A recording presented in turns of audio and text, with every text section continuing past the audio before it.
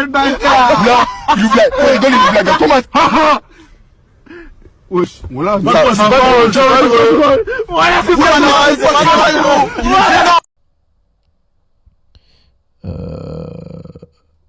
Alors, tac.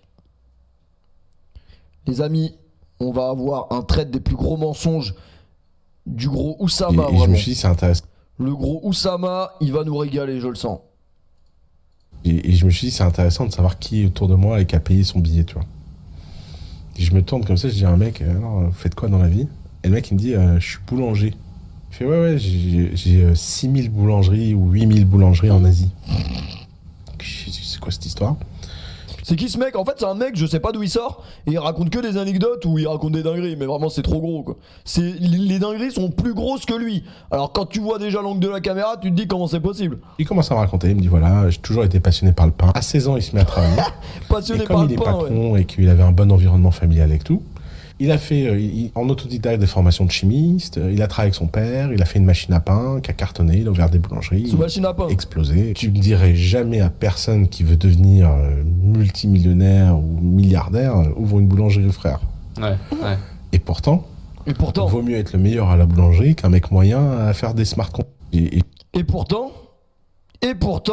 en vrai. Un mois, je passe 48 heures à Paris, j'arrive, je m'assois sur un banc, je suis au téléphone, et là, je me fais voler mon sac. Je vois un touriste espagnol, je dis ouais, t'as vu quelqu'un? Il me dit non, j'ai rien vu et tout, et il se barre. Je rentre à la maison, je suis déprimé, j'ai plus de passeport, j'ai plus d'argent, j'ai plus de carte bleue, je suis dans la merde, tu vois. N'importe qui d'autre, à ce moment-là, l'histoire s'arrête. Moi, je suis pas pareil. Donc, N'importe quel connard, l'histoire s'arrête. Moi, je suis pas pareil. à 3h du mat, je trouve un moyen de localiser mon ordinateur. 8h du matin, je suis au domicile. Ah, comment il est assis?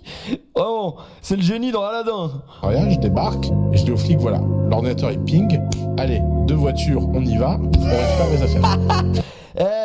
Les flics, on les flingue, vraiment, 2 voitures, whoop, on y va. Et qui m'a dit, ouais, tu t'es cru où là, dans un western? On commence à s'engueuler, et on s'engueule tellement que je me prends une amende de outrage à agent. J'appelle mon pote, Mais il est je trop, dis, il est t'as une trop voiture? Il marrant, me dit, ouais, parce qu'il croit en viens me style, je chercher, crois. on va à Évry-sur-Seine. J'arrive à Évry, et là, je tombe sur qui? Le fameux touriste. Je dis, c'est lui, machin, on s'engueule et tout. Au bout de 4 heures d'embrouille, les mecs finissent par m'expliquer qu'ils ont jeté mon passeport dans la rue. Je leur dis, bon, si vous n'avez pas mon passeport, vous me rendez mon ordi. Déjà, qui s'embrouille 4 heures? Une embrouille, ça dure pas plus de 12 minutes, je pense. Hein.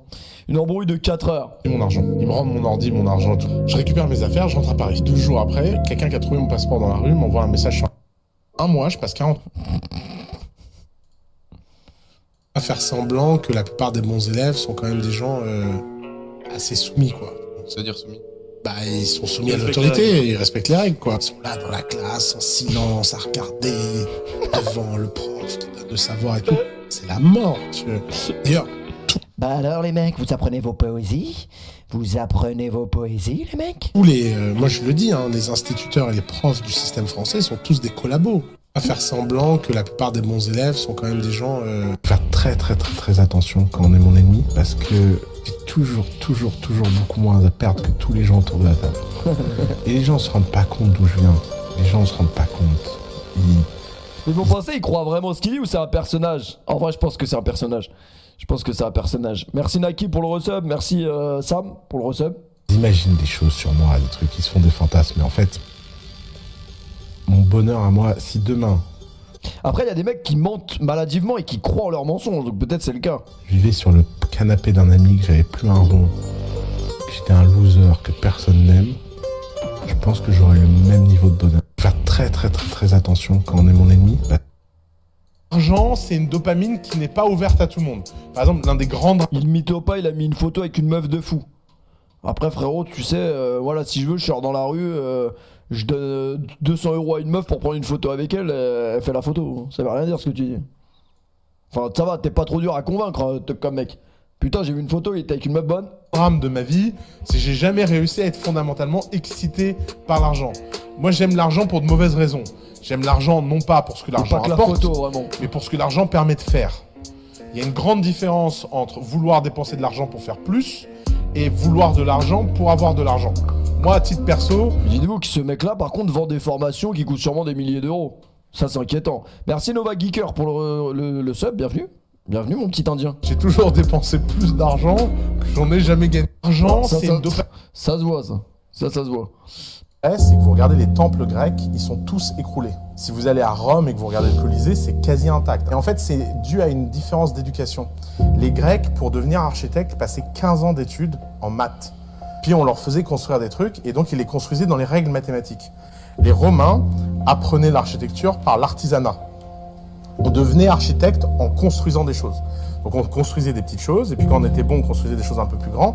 Évidemment, les Romains ont écrasé les Grecs. C'est que vous regardez les temples grecs, ils sont tous écroulés. Qui raconte ce gros débile?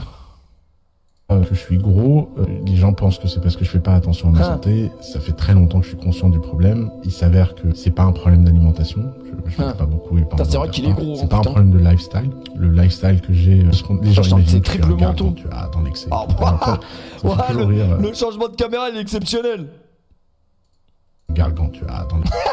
Gargantua. Imagine que je suis un gargantua dans l'excès. D'ailleurs, ça me fait toujours rire les gens qui me rencontrent et qui ont ces on dirait images, un parce boss qu'ils sont toujours de- très étonnés, mais bon, Un boss de c'est fin pas- de jeu. C'est pas important. Mais effectivement, j'ai des problèmes de thyroïde, j'ai des problèmes de métabolisme, de vésicule Carneuf. biliaire. En fait, j'ai un certain nombre de problèmes hérités, un très mauvais microbiome qui ont été identifiés il y a longtemps.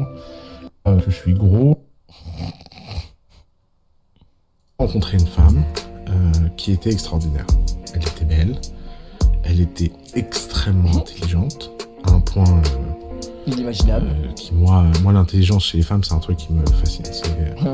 C'est un truc, ça peut me...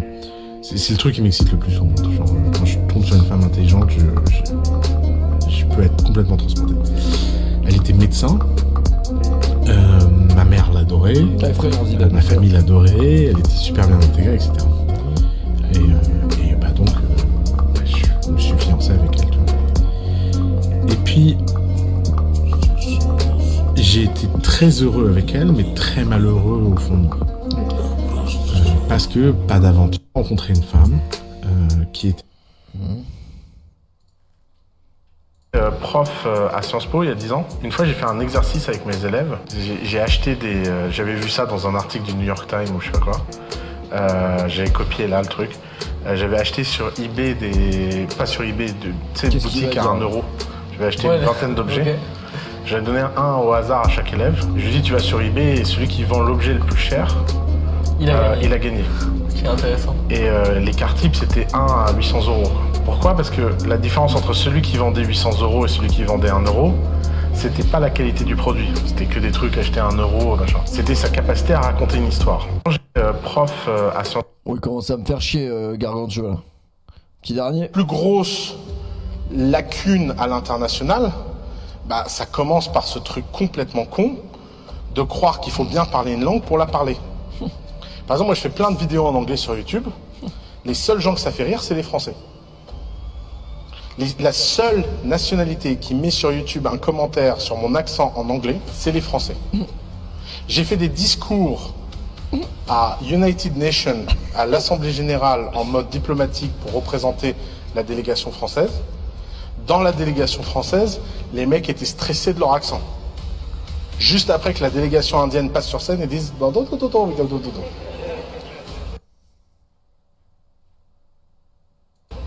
Et le mec il dit pourquoi il fait son discours en indien? Non, c'est de l'anglais. Et lui, contrairement à toi, il n'est pas passé par 20 ans de traumatisme à l'école. Where is Brian? Et donc il n'a pas de truc. Et c'est un truc de dingue, hein, parce que évidemment, les mecs qui se moquent de mon accent en anglais et qui sont français, ils ont jamais fait une conférence en anglais ou que ce soit de leur vie, nul. Oh putain. Oh putain. Dans 2 minutes, il est 2h. Dans 2 minutes, Un on super arrête ce pouvoir, mec. vraiment, que j'ai développé avec les années. C'est avant d'aller dormir, je réfléchis au problème que je veux résoudre. Et la personne célèbre la plus apte à résoudre ce problème, et elle vient dans mon sommeil résoudre le problème. Oh non, faut lui dire d'aller se faire enculer là. Donc j'ai Bill Gates, Warren Buffett, Mais Mark c'est peut-être Zuckerberg. Ils viennent très souvent dans mes rêves. Concrètement, tu rêves de... Ouais, concrètement. Avant de dormir, je vais me mettre en état profond, à me dire, putain, Zuckerberg, là, il faut que tu m'aides. C'est juste... Enfant, ça, j'ai ouais. commencé enfant. Un super pouvoir.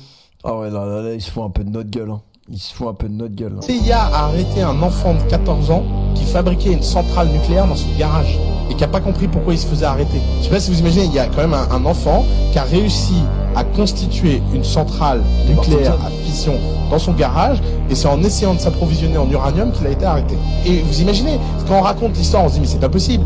Mais sauf que, les parents ils ont rien vu, le gamin il comprend pas pourquoi on peut pas s'approvisionner en uranium. C'est peut-être vrai, en vrai. Ça c'est sûrement vrai même. Un mec dans un train qui dormait et je m'assois et il se réveille, il regarde comme ça, il fait où ça va Amar? Je dis ouais.